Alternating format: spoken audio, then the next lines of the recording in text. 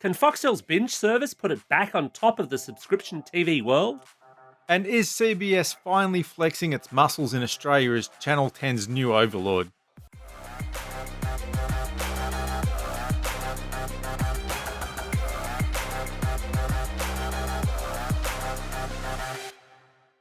Vertical Hold is proudly brought to you by Aussie Broadband, changing the game with their award-winning network and Australian-based support. Hi there, welcome to Vertical Hold Behind the Tech News, the weekly podcast where we catch up with Australia's leading technology journalists to get the stories behind the tech news of the week. I'm Adam Turner, and I'm joined as always by Alex Kidman, a man who discovered even during the lockdown when everybody's at home all the time, couriers still somehow managed to find a way to leave a "sorry we missed you" card. Alex, have you managed to catch them in the act? Look, I've come up with this theory. I'm now calling them Schrodinger's courier. So if you actually see them, their waveform collapses and they cease to be. That sounds about right, actually. That sounds disturbingly accurate. You can probably hear him laughing in the background. This week, we're welcoming back to the comfy chairs of the virtual Vertical Hold studios, longtime friend of the show, Steve Molk from TV Black Box. Steve, welcome back to the show. Adam, Alex, it's good to be back. So I think we can fairly assume that you've been passing a lot of the lockdown watching TV, business as usual. But how else have you been staying sane while we've been forced to stay at home? I've been watching some TV. Who would have thunk it? Also wrangling kids. So being locked at home is tax deductible, basically, for you. It's not a bad way to be. I'm also wrangling two teenagers who are doing remote learning, though thank the gods that finishes this week. So you're in New South Wales, yeah? You moved from Queensland to New South Wales? I live in New South Wales now, and our school where my kids go is wide open, and I'm pushing them out the door at maybe 40 on Monday. I'm in Melbourne, so I've got 2 weeks until my son goes back because he's in year 11, and then another 2 weeks until my daughter goes back because she's in year 8. So they're staggering it out a little bit more. Go with God. Whereas I'm holding my judgment on my kids, depending on the circumstances and depending on how all of this goes. And congratulations, Steve, on moving closer to the centre of the epidemic. Well done. It's something that I've been working towards my whole life. I'm still absolutely prepared to pull the plug if sometime between now and then I feel that things are going south. But that is the rough plan at the moment. I figure that my kids will be fine because my wife works at the same school. So if one of them's going to get the virus, may as well be all three and we all die. Get it all done in one go, get a bulk discount. What a happy turn this podcast has taken. So, of course, none of us have been starved for entertainment during the lockdown thanks to the smorgasbord of Australian streaming TV choices. And as if we didn't have enough to watch, Foxtel is on the cusp of launching its new service, Binge, creatively named. Steve, exactly what is Binge and will it live up to its creatively named name? Surprisingly, even though it is supposed to launch in the next 2 weeks, Foxtel still very cagey with details, other than saying it is the drama version of KAYO. So that means instead of all sport all the time, it'll be all drama all the time. So I can watch 4 dramas all at once and keep stats on exactly who's obsessed with Mr. Darcy? I hope so. And if we can't, quite frankly, I'll be disappointed. So is it just like Boxset back catalogue stuff, or is it all the new stuff as well? No question that the Boxset stuff will roll into it. So all of the series that they still retain access to will land onto Binge. Importantly, they have just re-signed or re-upped their deal with Warner Media, the parent company to HBO, to make sure that HBO content stays with Foxtel for another 5 years beyond the 2 that the current deal has left to run, and to hook in the HBO Max original content that is about to launch in the States that, should it have not been locked away by Foxtel, could have very quickly become a competitor. So, Steve, just correct me if I'm wrong. I'm trying to work this out and balance this in my head. Sure. You've got KAYO and Binge. Yes. And you combine the two of them and you have Foxtel. But what's left of Foxtel once you pull out the drama, which they've still got access to, and the sport, which currently isn't happening? Not heaps. There's lots of reality content. There's lots of repeat content.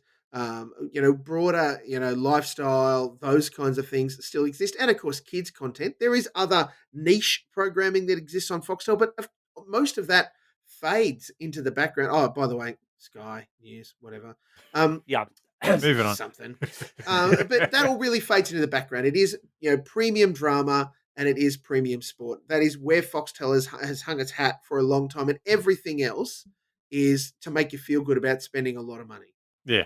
Before we dive into that, there was Mhm. talk of Stan perhaps poaching HBO away from Foxtel. Was that ever serious, or was that just one of those mind games that they play when they're negotiating deals?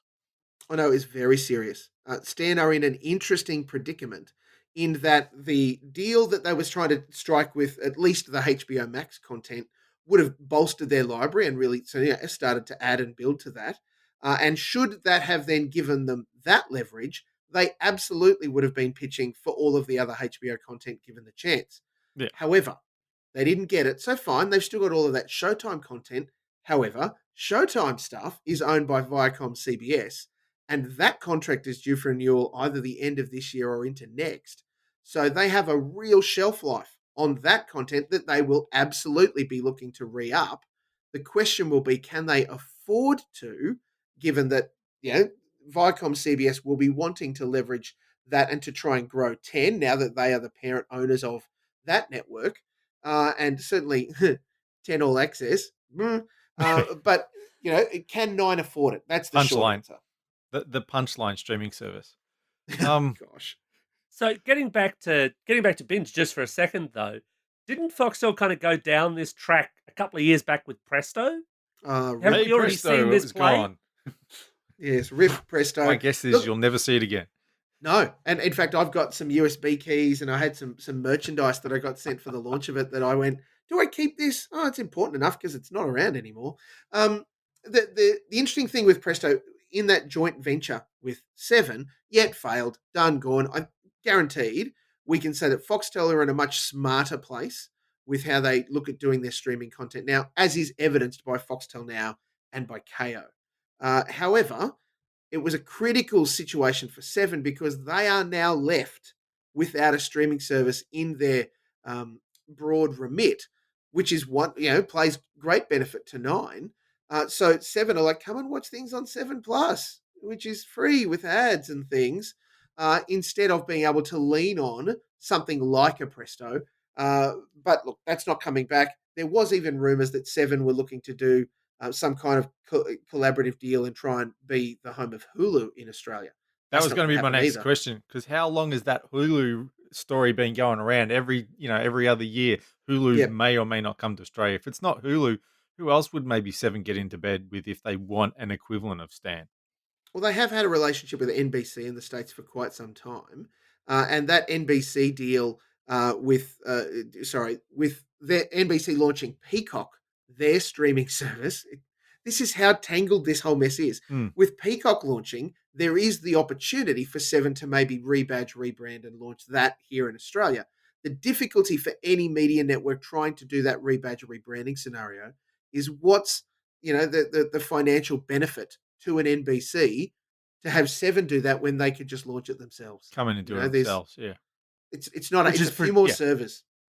which is presumably what Disney may well do. And I think they may have even said a few little rumbles around possibly taking Hulu international once they've bedded Disney Plus down.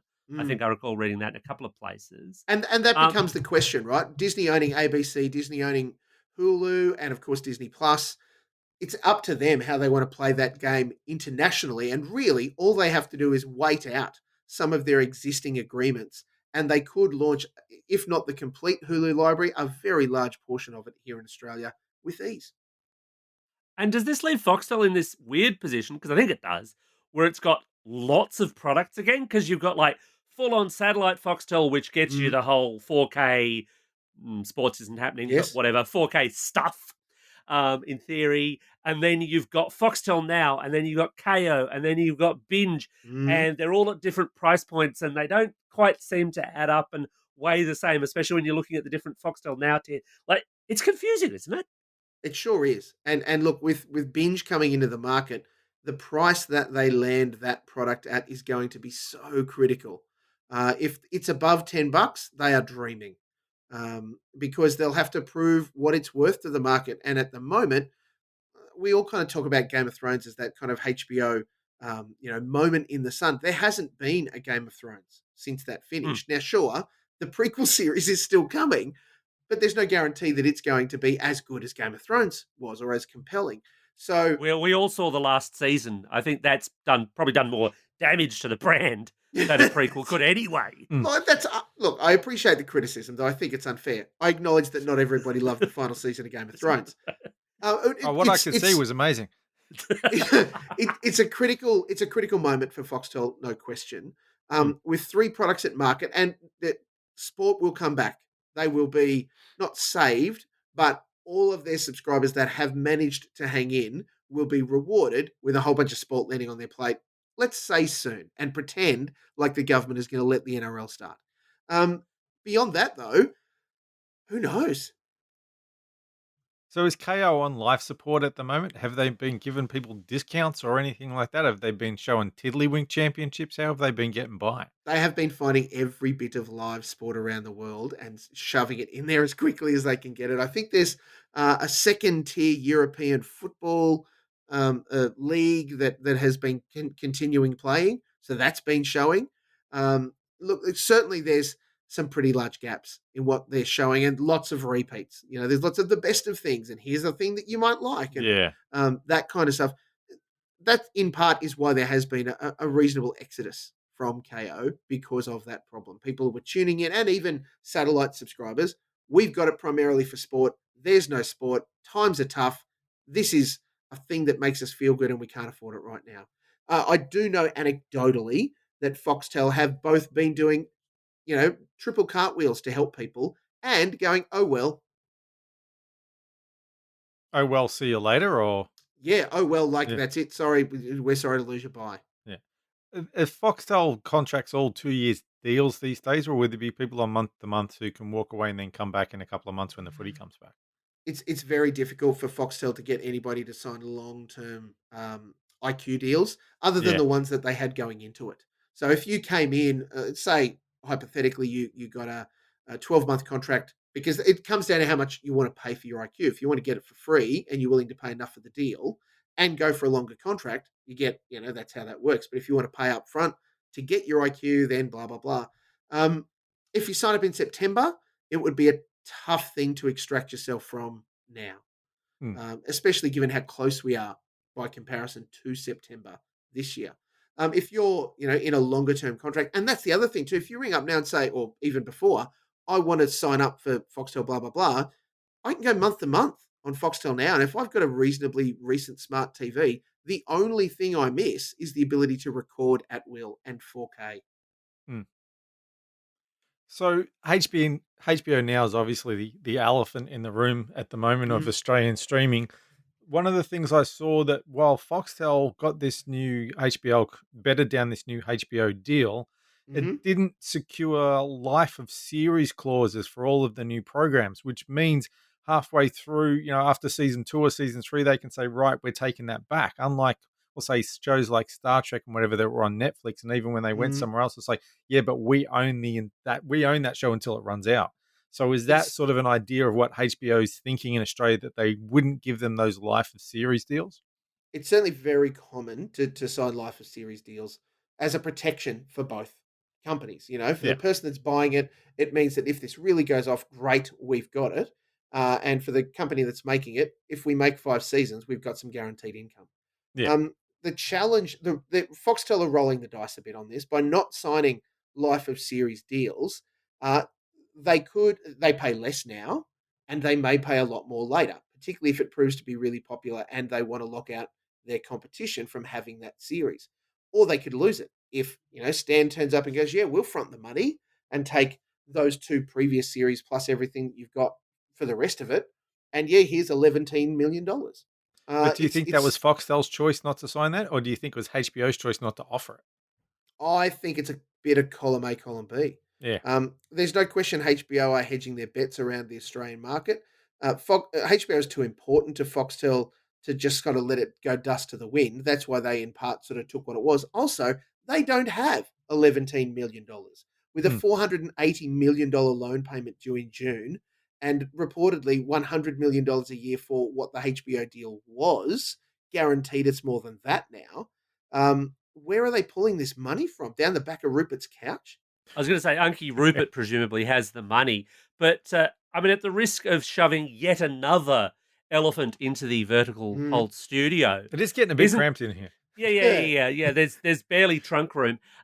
Isn't the bigger problem here for HBO though as well that presumably it's got a very finite quantity of HBO level quality content in the can already, and no real path of when it might be able to produce more? That's the challenge for every production company and television network around the world right now. With restrictions starting to lift in Australia, it's actually made us a hotspot of a different kind.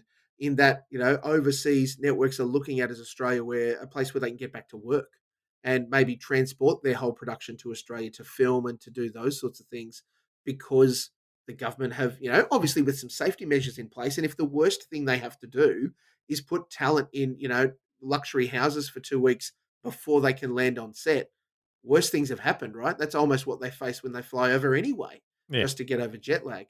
HBO worked really hard. They knew that HBO Max was coming a long way out, right? This was their internal call. So to make that happen, they were getting the production wheels running long before the start of this year. So there is a fair chunk of gear that's landing. However, it has slowed up existing series and other new series. So there'll need to be some patience from the market, generally speaking. But HBO aren't going to muck around with this. When HBO Max launches properly fully in the States, it is going to have a whole bunch of gear that people will want to see. I'm not sure if we mentioned this on the show before, but it kind of harks back to that idea of the writer's strike that was what it was about 15, 20 years ago, which interrupted all the television production. And so a lot of shows were cut short and the seasons were stripped down. Do you think that can we learn lessons from that and we'll see a similar fallout here, and that some shows may only go for half a season or they'll wrap things up? Or Well, we're already seeing it at the end and impacts on some of those things now with the Blacklist as an example. They were halfway through filming episode 19 of the current series, and there was meant to be 22.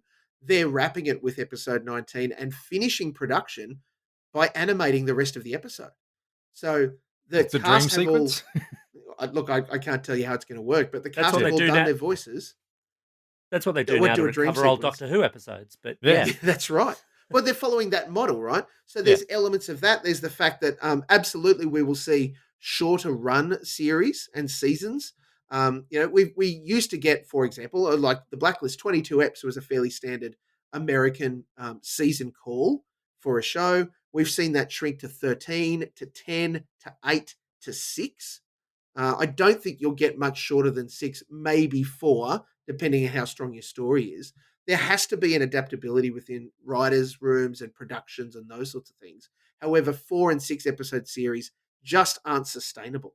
Like that's too many ideas that need to be said yes to, as opposed to we're going to stick our neck out and give this a 13 ep season, or we're confident we'll give you a half season call, 13, and then we'll go further if you can prove it's going to be good. Well, hang on though. Okay, I'm going to take the contrary position on this one. Because that 22 episode season, I think we've all watched enough US series where that 22 ep season has had a big stretch point in the middle. Sure. Shall we say? But it was also predicated. Anybody?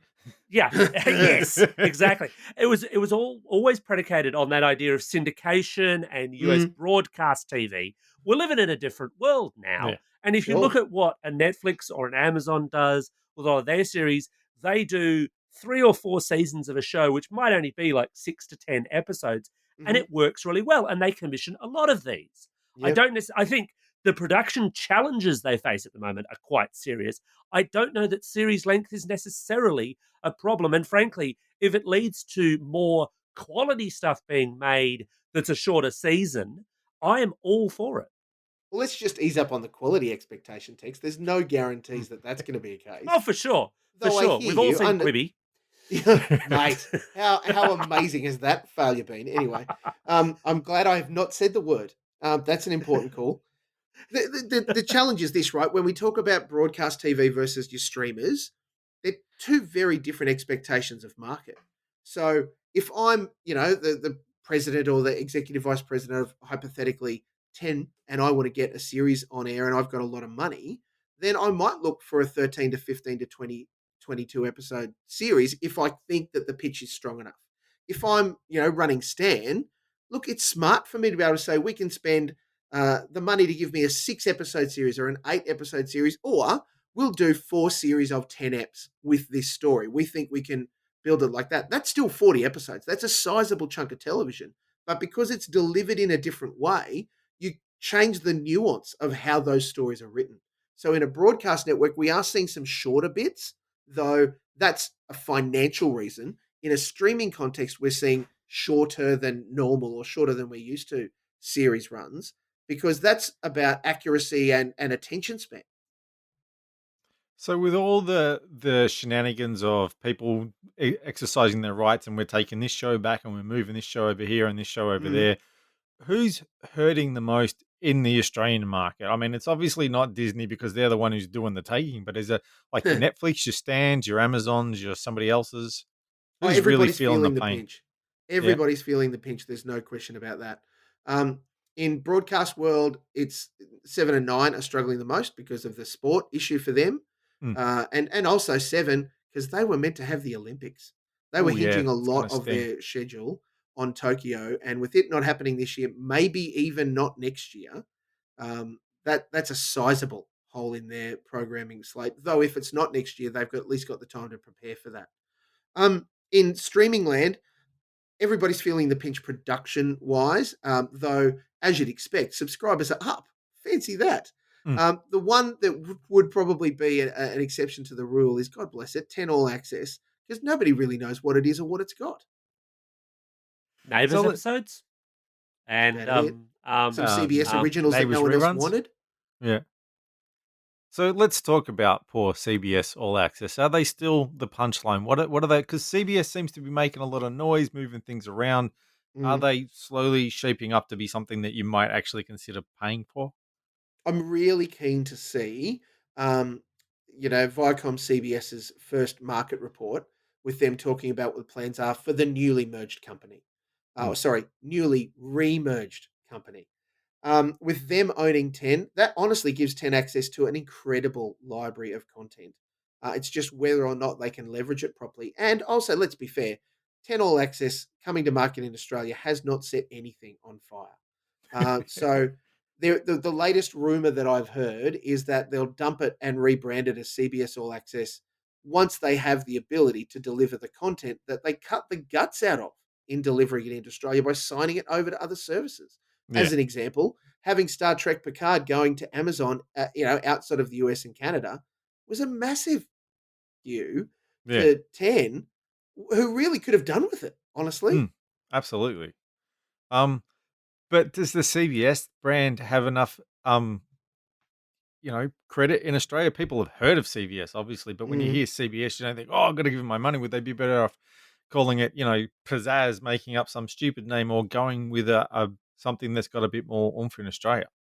Prestos. Yeah, Um, Presto's taken. Look, it's an interesting position, right? For Viacom CBS around brand awareness, 10 has a great position in the market in that people know it, and certainly this year, people are watching it. That's really, really important.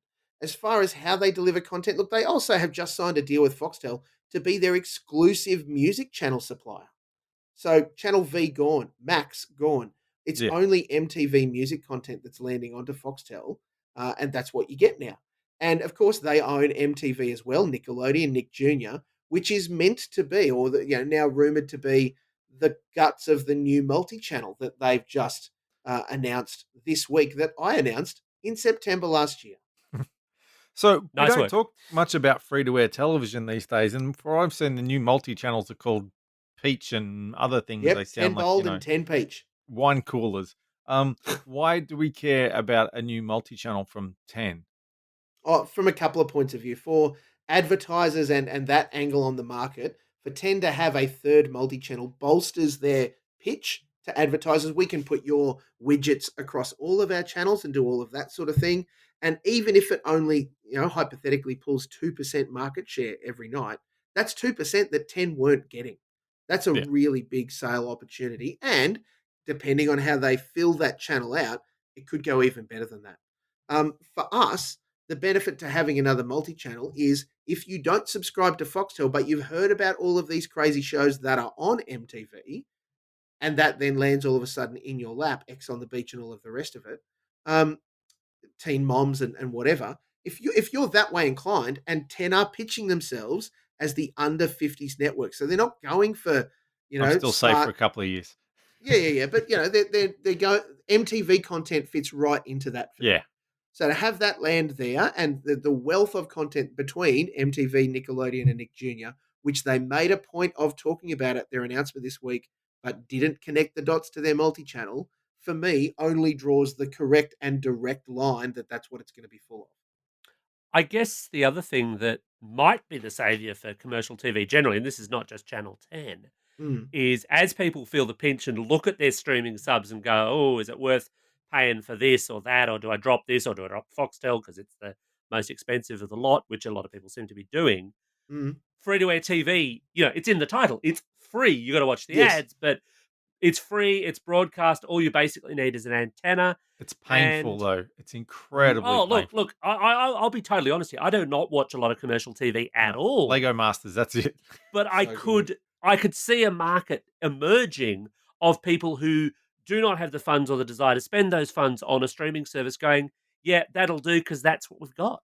Look, absolutely. And we know that there's, 10, 11, 12 streaming services in Australia, but really there's only four that we talk about. Netflix, Stan, Amazon Prime Video, and Disney Plus. That's Mm. it. Outside of that, it's super, super niche. And even in that four, it's rare that people can afford all four of them. Hint, find three mates and share some logins. Um, however, however that's going to land, and see, that didn't include Foxtel now. So there's, another sort of, or Binge when it lands. So how you fit that into your already shrinking and pressured budget means that either I give up something else to have this available to me, I find a way to socialize it, or I just have to suck it up and go to free to air television and either deal with ads, deal with Koshi, and deal with other horrid things that happen on television, like them moving your favorite show around or all of that sort of stuff. Mm. So does this mean that 10 will now have one more channel than the other networks, or was it one down, or is it turning one off and replacing it with this? Because they can It'll only have a actually, finite number of channels because of because of the spectrum. that's right. It will catch them up, though not entirely. If I do my math correctly, if they pull a third multi-channel, they're still one behind 7 and 9. Yeah. Or they might come equal with 7, but they're one behind 9 then. So, uh, all of these things still cost money. Even though you might say, oh, but it's all repeats. For example, 9 just delivered us 9 Rush, and that is a deal with Discovery. The It's parent to not at all Discovery. Jeffrey Rush channel. I'm outraged. No, it's not all the time Rush. It's 9 Rush. Uh, Whatever. The Did that? I haven't even heard of that one. Did that one replace something else? Or No, it's a new channel. So all they've right. dropped it in there. It's their blokey channel, right? It's their attempt at a 7 mate. Do people really watch Importantly, this crap though? Like, do people really go for ah, guys watch 7 this and girls watch 7 that? Like, are we still? some do. Do we still do that? Absolutely. Yeah, I absolutely. think, Some do. yeah. And I think there's perhaps some appeal in that whole channel surfing thing. I mean, we can all Yep. recall, when there were, depending on where you lived in Australia, you might have only had one channel Mm. or two, if two Oh, or slightly more.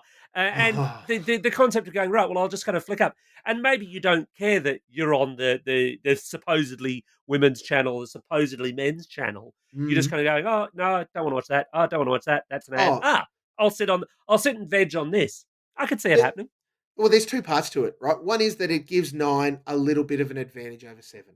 Like I said, if they pull 2% and that makes the difference that night so that 9 as a suite of channels wins the share, then that's a win for 9. Doesn't matter Yeah. how you do it, you won. From an audience perspective, it allows you to say, hey, we've got some choice here for you. Now, as a person who just moved, like we talked about at the top of the show, I had to rescan all of my TV devices, plugging into things. We've got a Fetch, and we've got all of the channel pack there. So we've got a whole bunch of streamed channels. But when I did the free-to-air broadcast scan, including radio channels, because I live and I can get Sydney content and regional content, 88 channels landed on my 80 was going to be my guess. Because you'd get Newcastle and Sydney and Yep. maybe even some of the stuff that stretches out from Tamworth and so on. So All of them. you'd get it. Although some of them you wouldn't get all that well, but Yeah. I mean, I don't really want to see Sky News on free to air, so that might not have made the cut. I'm shocked and stunned. Well, that just about wraps up another episode of Vertical Hold. Thanks to Steve for making time for the show this week. My pleasure. And look, I always seem to end up saying this, but if people want to find your writing online or your good self, where can they do that? Look, I'm at Steve Molk if you are that way inclined. If you want to read all about it, go to tvblackbox.com.au. If you want to hear all about it, grab the TV Black Box podcast or our new podcast, TV Binge Box. The hint's in the title. The man knows how to spruik. I love it. Beautiful stuff. Beautiful stuff. And speaking of spruiking, of course, if you want to catch up with us, you can find us on Twitter at VerticalHoldAU or via the Vertical Hold Facebook page or via this podcast, which you're already listening to. And as always, thanks everyone for listening or tuning in, as the kids don't say anymore. We're almost through. We're getting there, but try and stay home, stay safe, and we'll catch up with you again soon.